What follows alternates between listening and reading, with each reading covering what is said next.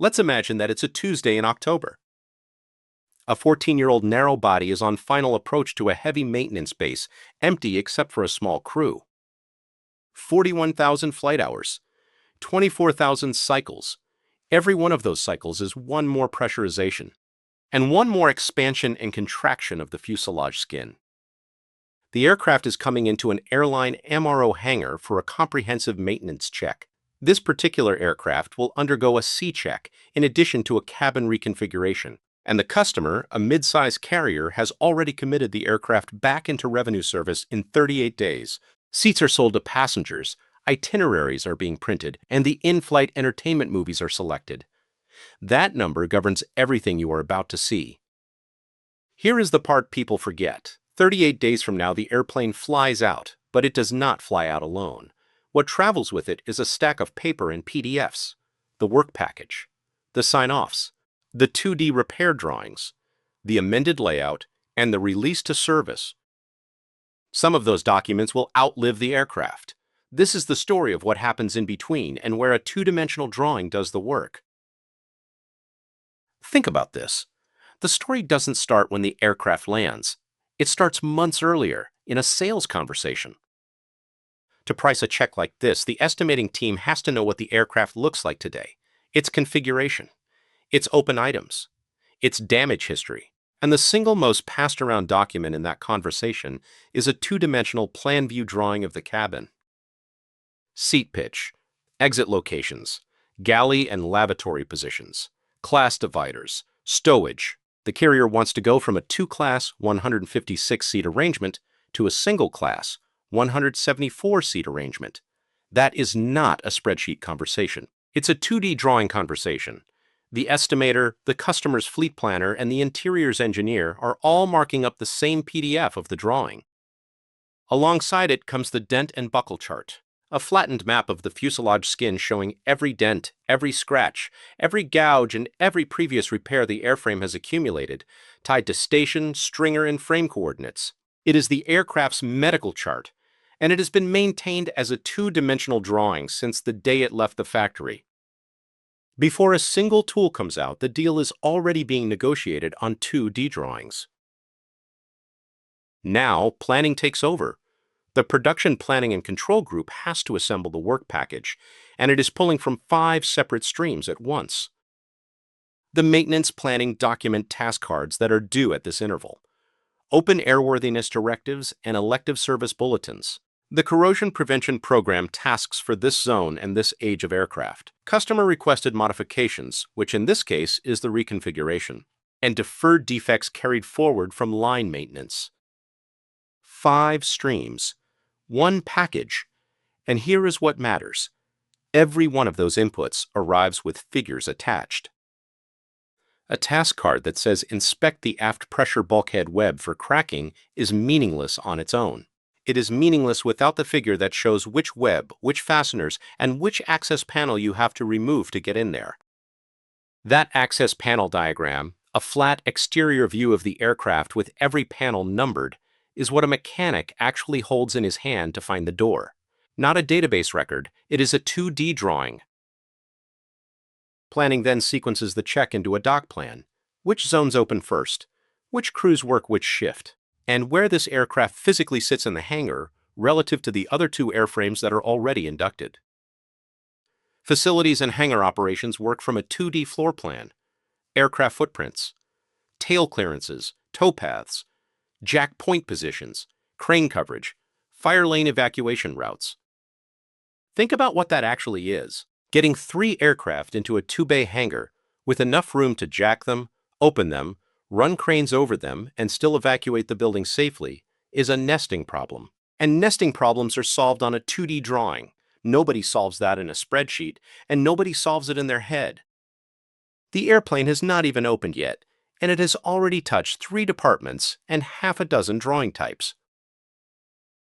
Day 4. The dock is up. The panels are off. The interior is stripped down to the floor beams. Now the aircraft starts talking back. Inspectors work the structure. Non-destructive testing runs eddy current on fastener rows, ultrasonic on doublers, dye penetrant on machine fittings. And every one of those inspections has a scan plan behind it, a 2D drawing of the area showing probe paths and coverage boundaries. Because, and here is the thing about an audit, we inspected the frame is not an auditable statement. We inspected from station 727 to station 787 stringers, 12 left through 18 left per this figure, is an auditable statement. The difference between those two sentences is a 2D drawing, and that drawing is what an authority will look at in 5 years when somebody asks what exactly was covered. And then comes the finding. A minor corrosion patch at the top left corner of the aft entry door, in a zone that has already been through one previous repair. An inspector raises a non-routine card. He photographs it, measures it, and then maps it onto the fuselage chart, the same chart that has been following this aircraft since the factory. This is the pivot point of the entire check.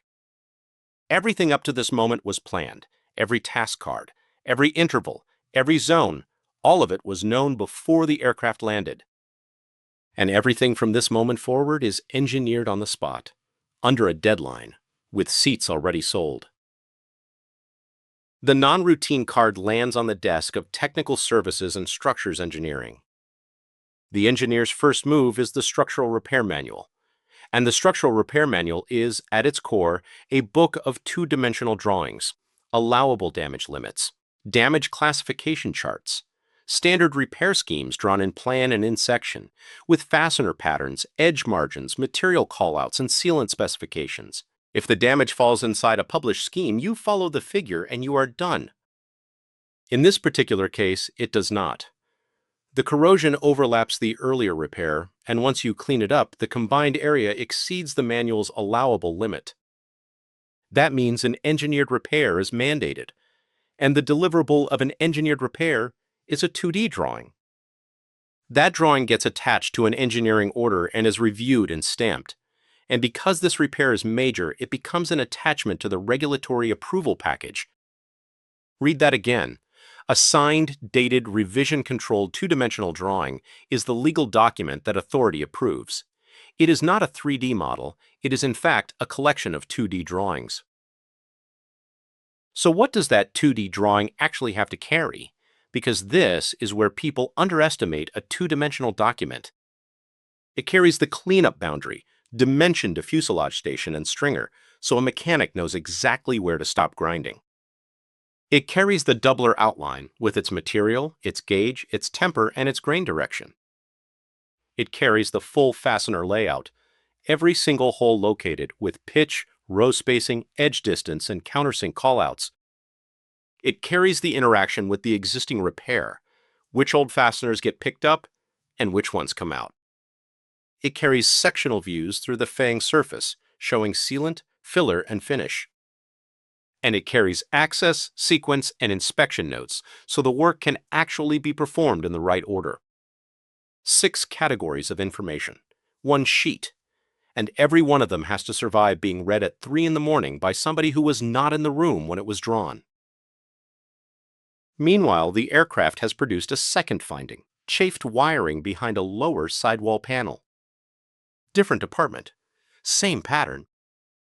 Systems and Avionics Engineering open the wiring diagram manual, and that manual is flat from cover to cover. Schematics, harness routing diagrams, connector pinout charts, bonding and grounding diagrams. They mark the affected harness, they identify the splice location, and they issue their own 2D drawing for the repair and the reroute. This is the part I'd like you to notice. Structures and avionics share almost no tools, almost no vocabulary, and almost no software. What they share is a format. Both of them hand off the work as a two-dimensional drawing because that is the one artifact everybody downstream can open, understand, read, and sign. A doubler needs to be engineered because it is not a stock item. Therefore, it has to be fabricated in-house. And the sheet metal shop needs something the repair drawing does not contain, a flat pattern. Somebody has to develop that form doubler into its flat blank, applying bend allowance for the material, the gauge, and the radius. That flat pattern is issued as a 2D drawing, and here is the detail that really captures my attention. It is plotted at full scale, so the shop can lay the paper directly onto the sheet, transfer the outline, and cut. Full-scale plotting is one of the quiet reasons flat drawings refuse to die in this industry. A one-to-one drilling template taped to an aircraft skin is faster and less error-prone than any digital alternative on a hangar floor at 2 in the morning. At the same time, tooling and ground support equipment engineering are producing 2D drawings of their own. The repair sits where the standard backup bar will not reach, so a shop-made bucking tool gets drawn and machined. Elsewhere in the check, a cradle for a removed component, a protective cover, a sling assembly, a modified work stand. Everyone is locally manufactured, everyone drawn, and everyone filed, so the next aircraft of this type does not require reinventing it. While Structures is working its repair, the check is running on several other tracks at once, and every one of them is driven by a two-dimensional drawing. Cabin and Interiors is executing the reconfiguration from the layout drawing. That drawing is the master document of the whole modification. Seat track positions, monument footprints, exit access widths, attendant station locations. It drives the seat rail plans, the galley and lavatory installation drawings, the in-flight entertainment routing, and the placard and marking drawings. Emergency exit signage, floor path lighting, no step markings. Evacuation compliance lives or dies on a 2D plan view drawing. The component and engine shops are working from component maintenance manuals, torque and assembly diagrams, hydraulic and pneumatic schematics for the test rigs. The test bench itself was designed on a schematic and is maintained from one. Procurement is working the illustrated parts catalog, thousands of exploded line drawings with part numbers keyed to callouts. When a part number is ambiguous, the picture resolves it. And the aircraft goes to the paint department last. The livery is applied from scale profile drawings, side, top, bottom, and tail views with stripe geometry, registration mark size and placement, and masking sequence. Legal marking requirements are dimensional, and the shop proves compliance against the 2D drawing. Day 35. The repair is buckled up, inspected, sealed, and painted. Quality Assurance performs the buyback. The inspector stands at the repair with the approved 2D drawing on his workbench and verifies the installed condition against it. Fastener count, edge distance, sealant, finish. The two-dimensional drawing is the acceptance criterion. It is not a reference, it is the standard the work is measured against. Then, Technical Records closes the loop. The engineered repair, its drawing, its approval, and its inspection sign-offs are all entered into the aircraft's permanent record. The dent and buckle chart is redlined and reissued. That is the same map we saw in Act 1, now carrying one more entry. 12 years from now, when another inspector finds something near that station, they will pull this 2D drawing from the print room to understand what is already in the structure. A certificate of release to service is issued. The aircraft flies out on day 37, 1 day early. The airplane leaves. The 2D drawings stay. And they stay for the operational life of the airframe, which may be another 15 years and 2 more owners. So why is it still flat? This is not nostalgia, and it is not a technology gap waiting to be closed. This environment is structurally two-dimensional for 5 reasons.